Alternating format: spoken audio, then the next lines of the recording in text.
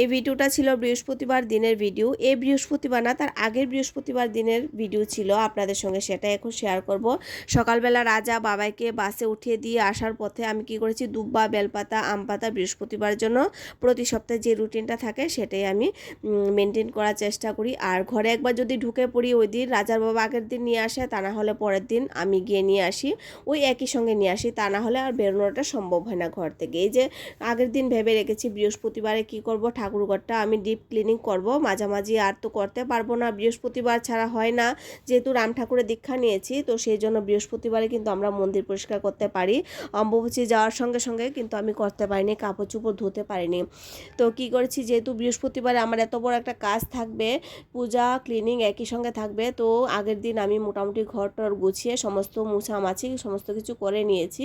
আর বৃহস্পতিবার সেরকম কোনো আমি হেভি কাজ রাখিনি ঘরের জন্য, এই সাধারণ কাজকর্ম করব। আর এদিকে সকালবেলা রানিং ওয়াটারটা থাকতে থাকতে যতক্ষণ পারি 8:30 পর্যন্ত থাকে জলটা, মাঝে মাঝে 8টার সময় কিন্তু চলে যায়, যতক্ষণ পারি কাজকর্ম করে নিই। তারপর একটু জলটা একটু কমই হয়ে যায়। আর এখানে একটা ছোট্ট একটা আলাদা সেলফ রেখেছি, সেই সেলফের মধ্যে আমার থাকে কাচের যে বাসনগুলো আলাদা করে রাখি, কারণ আমার রান্নাঘরে কোনো র্যাক নেই। আমি কি করি, প্লাস্টিকের আমার একটা বাস্কেট ছিল সেটার মধ্যে রাখি। আর এই যে আমার মন্দির কিন্তু খুব সুন্দর করে আমি ডিপ ক্লিনিং করেছি, কিন্তু দুপুরে পূজাটা আমি করতে পারিনি, এমনিতে সোনা পুজো করে নিয়েছি, সোনা পাপাকে সকালবেলা সেবা দিয়ে দিলাম। আর এদিকে কি করেছি, এত সুন্দর করে আমি ডিপ ক্লিনিংটা করেছি যেন আমার আগামী 1 থেকে 2 মাসের কোনো টেনশানেই না হয়। কারণ সামনে দেখবেন একের পর এক ফেস্টিভ্যাল আসছে, আমার সুযোগটা বের করা একটু মুশকিল হয়ে যাবে, সেই জন্য ভাবলাম ধরেছি যখন ভালো করেই করে নিই পরিষ্কারটা।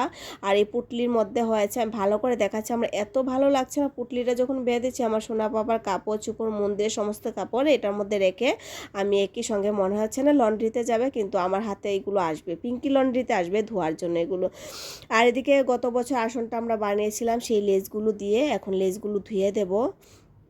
আজকের ওয়েদারটা এত ভালো, মানে ওই দিনের ওয়েদারটা খুব সুন্দর ছিল, মানে কি যে বলবো, দুপুরের দিকে শারদীয়া দুর্গাপূজা আসছে আসছে এখন থেকে কিন্তু সেই ওয়েদার দেখেই মনে হয়, রৌদ্রের যে একটা ব্রাইটনেস সেটা দেখেই কিন্তু মনে হয়। তাড়াতাড়ি করে বেরিয়েছি, আমাদের নিরামিষ ছিল বৃহস্পতিবারে, আমরা নিরামিষ খাই, তো কুমড়া আলু টমেটো দিয়ে একটা সুন্দর করে ঝোল করেছিলাম। আর নিরামিষে কিন্তু এই ঝোলটাই বেশিরভাগ আমার ঘরে থাকে, খুব সিম্পল রান্না হয়। আর দুপুরে আমি প্রায় সময় বলে থাকি, দুপুরে তো তামজামে আমি যেতে পারি না, পূজা দিয়ে এসে রান্নাটা আমার করতে হয়। ওইদিকে মন্দিরে আমার প্রায় 2 থেকে 2.5 ঘন্টা লেগেছে। আর এদিকে একটা করেছি কচু বাটা দিয়ে, একটা শুকনা শুকনা করে মানে পেস্ট করে তারপর এটা শুকনা বাটা করেছি। তারপরে পূজা দিলাম, এই যে সন্ধ্যার সময় সন্ধ্যা পূজা একই সঙ্গে দিয়ে বেরিয়ে, মানে ঠাকুরঘর থেকে বেরোতে বেরোতে ধরুন রাত আমার ওই দিন 7টা-8টা বেজে গেছে। বাইরে যাওয়ার কথা ছিল রাজার বাবার সঙ্গে, কিন্তু আর যাওয়া হলো না। রাজার বাবা আমার জন্য অপেক্ষা করেছে, কিন্তু লাস্টের দিকে দিয়ে বললাম আমি আর যাবো না, কারণ তারপরে আবার রাতে রান্না বান্না আছে, আর রাতের রান্নাটা আমাদের প্রপার হয়। তো সেরকমভাবে কিন্তু বৃহস্পতিবারে আমি যে নিয়ম কানুন করে থাকি, তো সমস্ত কিছু ওই দিন আমি বিকেলবেলায় করেছিলাম। তারপর অপেক্ষা করতে করতে রাজার বাবা আমার বাবাইকে নিয়ে কিন্তু মার্কেটে গিয়েছে ওই দিন।